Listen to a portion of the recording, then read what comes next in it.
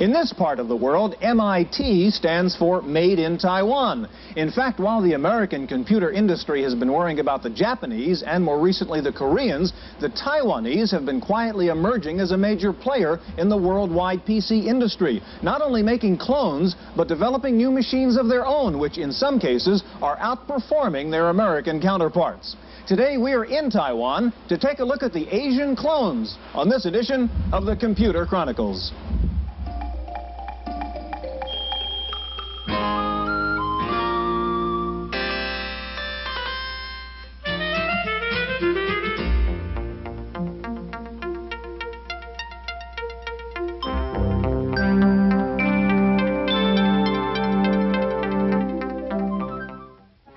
The Computer Chronicles is made possible in part by CompuServe, featuring an online reference library, Wall Street reports, at-home shopping, airline reservations, games, and hundreds of other services. CompuServe, helping people get the most from computers. Additional funding is provided by McGraw-Hill, publishers of Byte. Byte's detailed technical articles on new hardware, software, and languages cover developments in computer technology worldwide.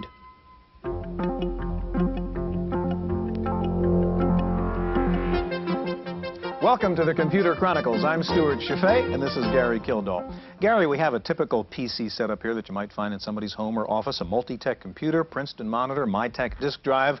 But you know what all these three components have in common? They're all made in Taiwan. Okay. Taiwan, in fact, is the world's leading manufacturer of computer monitors right now. IBM makes their monitors there. They're the world's leading manufacturer of disk drives. They and the Koreans, of course, make most of the clones that we see here. And we know the Asian clones are taking quite a bit of market share away from IBM and other American manufacturers. Should we be concerned about this? Is this a threat to America's leadership role in computer technology? Well, Stuart, my personal concern is I look in the paper and I see a used AT for $9.95 and you see something like this for $6.95. Right, so it's all confusing. But I think there's not a real threat here because what we're dealing with is the technology of manufacturing, not the technology of computing. Mm-hmm. Now, we're always going to have a very large group of people here that are in the United States and elsewhere who are really are interested in sales and service, reliability, state-of-the-art kind of computing, and those are the people who will buy the more expensive machines. Now, these machines act as good filler machines, for example, as workstations, word processing, and things of that sort, where it's not really critical as far as reliability is concerned. I think we're seeing that our technology is moving along, and the clones or machines like this will follow, but they're not going to catch up. Okay, well, we're going to go to Taiwan today to take a look at these Asian clones, see just how good they are, help you decide whether or not an Asian clone is a safe bet to buy. We're going to start out with a visit to Science City, just outside Taipei, the Silicon Valley of Taiwan. Less than 100 miles off the coast of mainland China is the island of Taiwan, a densely inhabited, proudly independent nation, officially called Republic of China on Taiwan. The ROC's 19 million residents now enjoy one of the highest standards of living in Asia, made evident by a profusion of consumer goods and due largely to a very successful export-oriented industry. Our country is very much export-oriented country. Our economic growth was based on fast export-oriented industry. And therefore, the competitive strength is very important to our export capability. A large proportion of Taiwan's exports fall into the electronics category, although most American buyers wouldn't recognize the local brand names. From electric fans to refrigerators to computers, Taiwan turns out products for such companies as Amana, GTE, ITT, and IBM. The special relationship that permits such brand name ledger domain is called OEM, or Original Equipment Manufacturing. The OEM connection was clearly evident at a recent computer show in the capital city of Taipei. Computex was one of the first computer trade shows to be held in Taipei's World Trade Center, and it featured dozens of small booths with intriguing products and names. Some, like Tatung, are well-known companies in the home market, with sales in the hundreds of millions of dollars. But many booths featured less famous manufacturers like Kingtech, Hollycon, and OEM Tech, making it clear from the start that buyers are free to choose any name they like. Even the larger companies like MyTac and Microtech are satisfied with a behind-the-scenes approach to marketing their products. Microtech brand name is not known like Hewlett-Packard, for example. So it will take a long time, several years, to able to set up your recognition and a distribution channel. So our strategy is, if there's a reputable company and they're interested in our product, and we support them, we call OEM, they carry our product. In that way, our profit is lower, but our product can serve more people. Until recently, Taiwanese products for export also suffered from a quality image. For years, the country's industry was associated with cheap, mass-produced goods and an abundant supply of labor. But that image has changed. This country, you can sense it now when you are staying here, that our standard of living and cost of living has been rising rapidly in the last few years.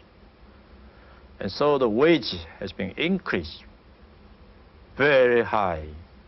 Therefore, it is no longer economic to depend heavily on our traditional labor-intensive industry. The increasing wages of Taiwan's factory workers do not seem to concern the local computer companies, who see the cost advantage in engineering rather than in manufacturing. In computer, the cost, labor assembly maybe represent less than 2% of the total cost. So the key cost is in R&D, in marketing, supporting the products, in overhead. Compared with states, I think the cost of brain is much cheaper. Taiwan schools graduate as many engineers per capita as Japan, a much higher proportion than in the United States. This influx of engineering graduates has propelled Taiwan's computer industry from a source of cheap clones to an original contender. Taiwan has the technical capability to develop the high-end PC. When you look at the PC industries, right now IBM moved to 10 megahertz 80, which one years ago might have already brought to the market, and some other company. Widely displayed at Computex were plenty of peripherals and components, the computer parts that made Taiwan a major exporter. But Computex also featured some distinctly new products as well, from some of the leading local companies. Tatung is one of Taiwan's biggest companies and the largest producer of computer monitors in the world. One of its biggest clients also happens to be the biggest computer company in the world. Tatung, which produces a vast array of electrical appliances, also operates its own school, the Tatung Technical Institute. Originally, Tatung Tech was meant to be a vocational school, but it's expanded to offer advanced degrees in everything from computer science to management. Tatung's president believes that a quality-minded export industry is critical to Taiwan. This is really the similar like after World War II. Things made in Japan is considered very cheap, but not so good, not so reliable. And I think that, as you know, we making good products. So there are some other companies. But very important is that there'll be some countries, quality authority, where they can certify all these products. Among Taiwan's top computer exporters is Multitech. Started in 1976 with $25,000 in capital, Multitech now employs 2,700 employees and expects to sell $350 million worth of computers this year. The company's founder has been called the Steve Jobs of Taiwan. I don't totally agree.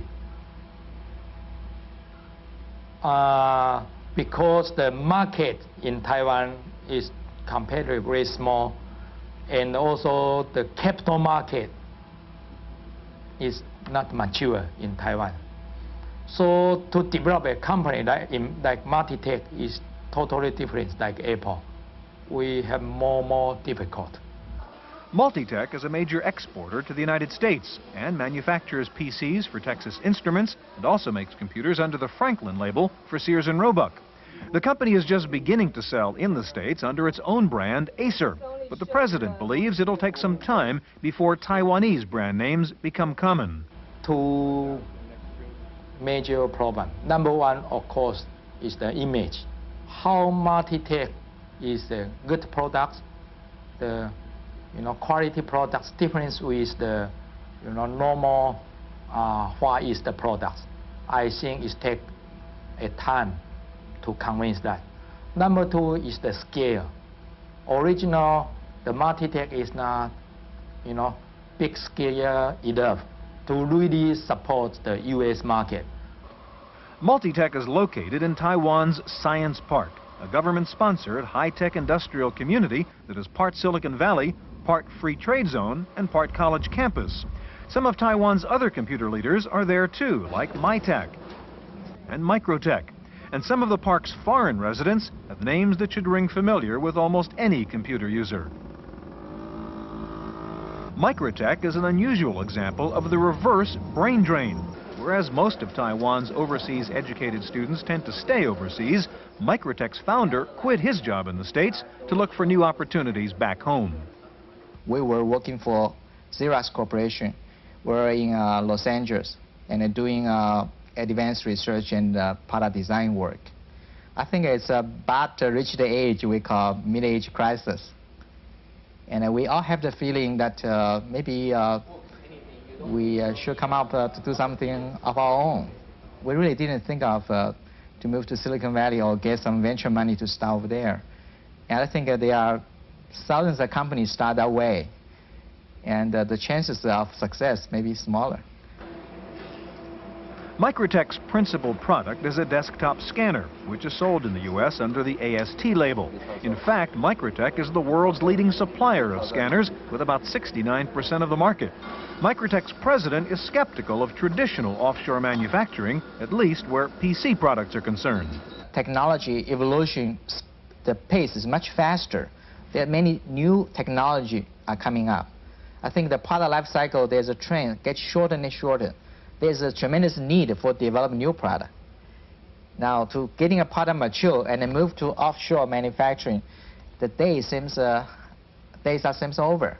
So the new trend is have R&D and manufacture close tied together. Like most companies in Taiwan, Multitech and Microtech both started small, and they continue to see small size as a distinct advantage, at least in the computer business. But a place like Taiwan, now I think we are not used to that big of corporation. Our economic structure are against that. So most of the enterprise company size are much smaller in scale, like in between 100 employee to 500 employee. That allow you to the company is smaller, able to move fast. The small independent manufacturer is a hallmark of Taiwanese industry and is readily visible everywhere in Taipei, from the fruit vendors to the food stalls to the little booths at computer shows. The KS Brotherbox company, which markets under the KingTech label, is an example of the small exporter. KingTech doesn't have a high-tech plant in Science Park. Instead, the factory, offices, even the living quarters of some of its employees are in one large building in downtown Taipei.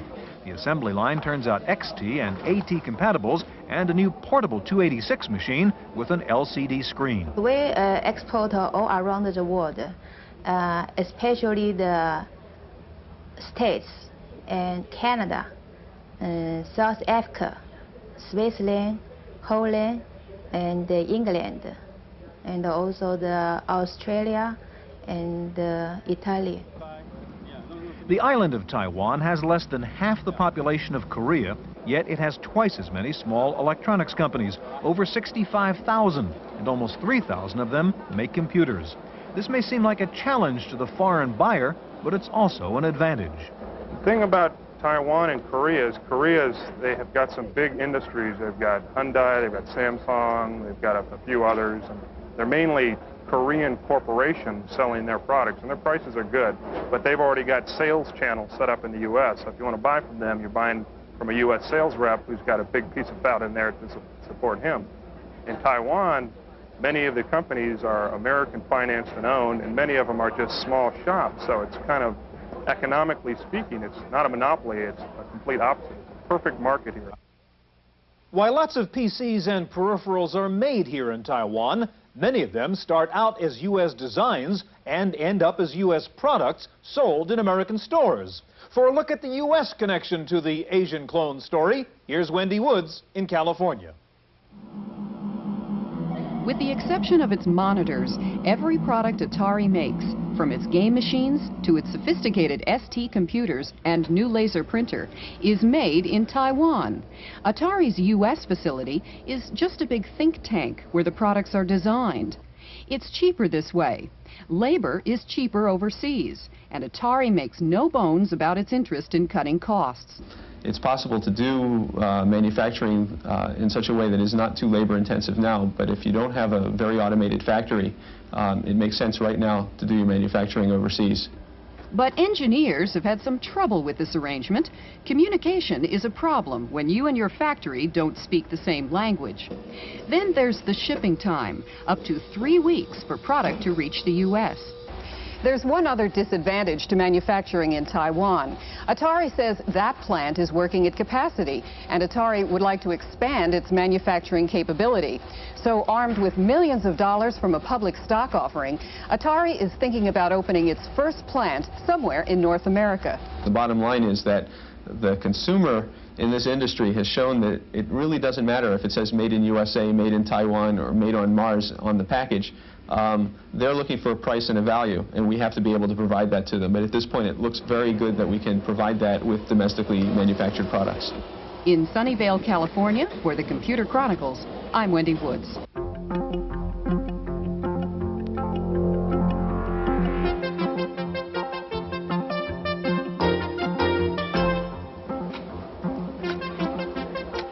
Taiwan's success as PC vendor to the world is giving way to a new eagerness to become an innovator as well, with the government providing some basic support. The Science Park project is an attempt to merge some of the entrepreneurial features of Silicon Valley with the investment appeal of a free trade export zone. The 1,000-acre park has around 80 companies installed or waiting to move in, just a hint of what's planned for the future. I'm saying that this year our total output would be about 700 million. 10 years from now would be 7 billion. Today,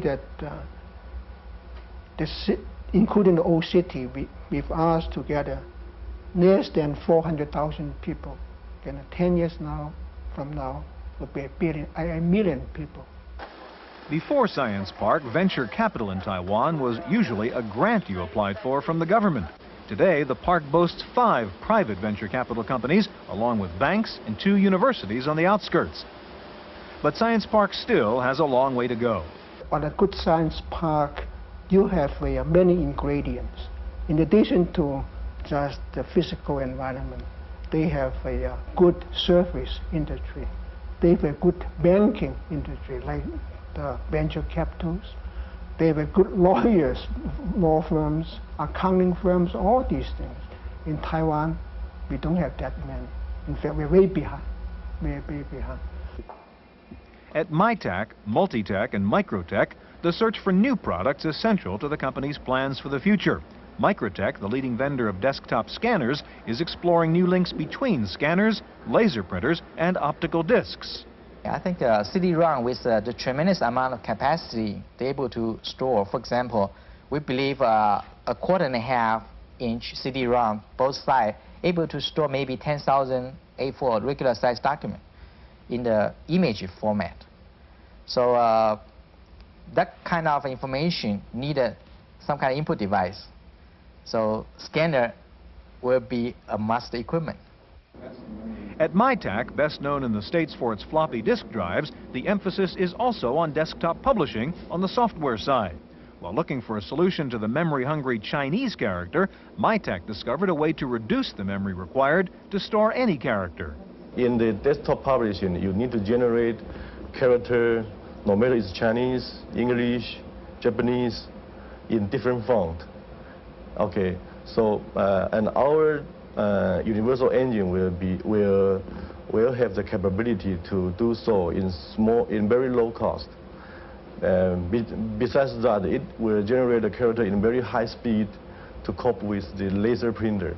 But the technology we develop is we use computer to learn the characters, and they use the character features and to enlarge, to shrink, and to make it into different font. Almost everyone in the PC business is wondering how IBM's PS2 architecture will affect clone sales, and Taiwanese companies are no exception.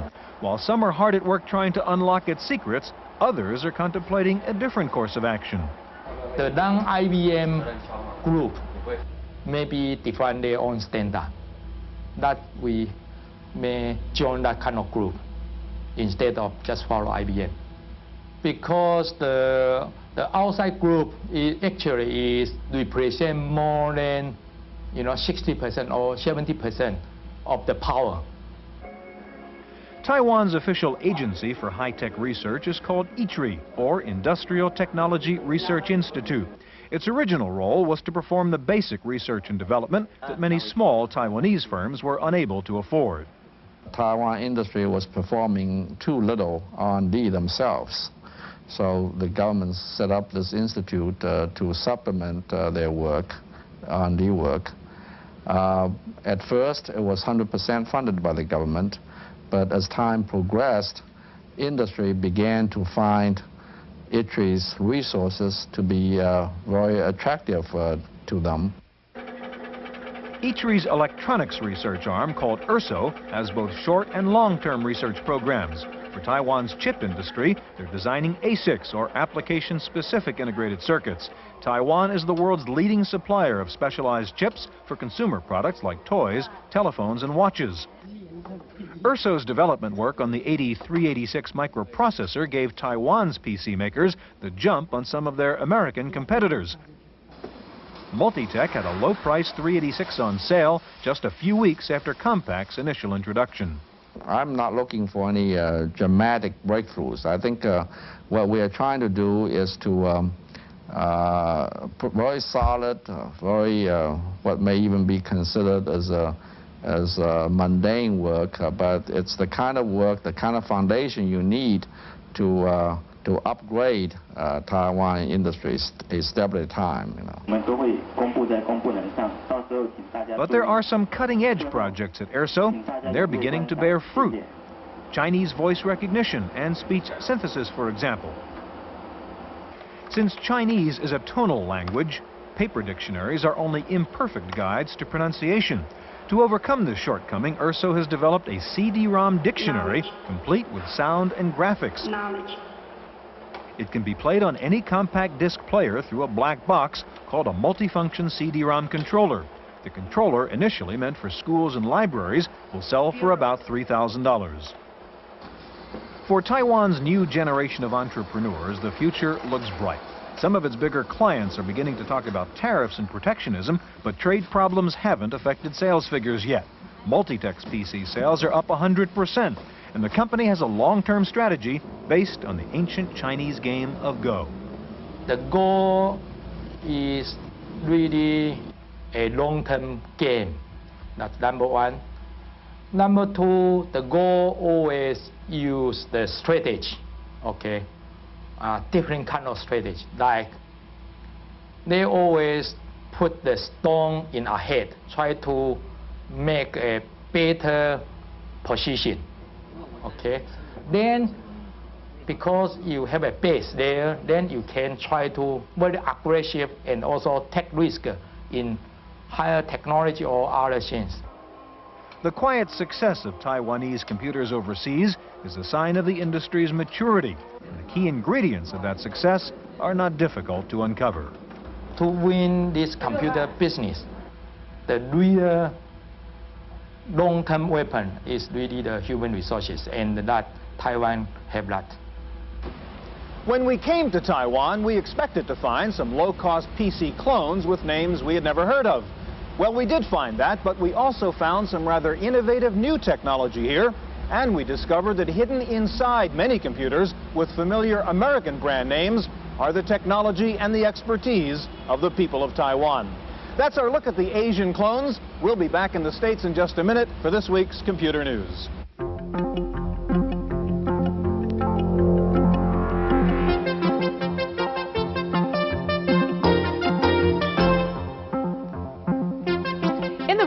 Access file this week. IBM is trying to overcome some recent bad publicity on the PS2 Model 50. Some recent computer press reports said 40% of the Model 50s delivered were dead on arrival. IBM admits there's a bias problem, but that the problem is easily corrected by using the reference disk, which is included with each system. Meanwhile, on the positive side, industry analyst Stewart is predicting that IBM will unveil a new marketing strategy that will conquer the clones and stay ahead of the Macintosh. Allsup says IBM is developing separate computer solutions for specific businesses with the goal of totally hiding the operating system from the user. Allsup says he expects IBM sales to increase 50% in the next 3 years while clone sales drop. He said Macintosh sales will increase but will not catch up with IBM. Time now for our software review. Here's Paul Schindler. This is one way to sell automobiles. This is another. This is an advertisement for Ford Motor Company's Mercury Mercure. It's one of the oddest software reviews we've ever done because this isn't a package you buy, it's one you get for free. The question of whether it does anything useful is in the eye of the beholder. This is one of the first CRT billboards, the first interactive advertisement. It's probably the start of a whole new form of advertising. You get a look at the Mercure XR4 TI sports car, both graphically and in terms of its specifications. Plus, you can compare it to other sports cars in its class. One clever feature allows you to print your own window sticker based on the optional equipment you want, which may also bring on sticker shock when 19,924 pops up as the bottom line, excluding taxes, title, license, and destination charges. It may seem like just another form of hype to you, but when we got our disc, it came late with a small notice apologizing for the delay because demand far exceeded supply. Now, whether floppy ads are less irksome than others remains to be seen, but at least you have a free floppy to use when you're done. For the Computer Chronicles, I'm Paul Schindler.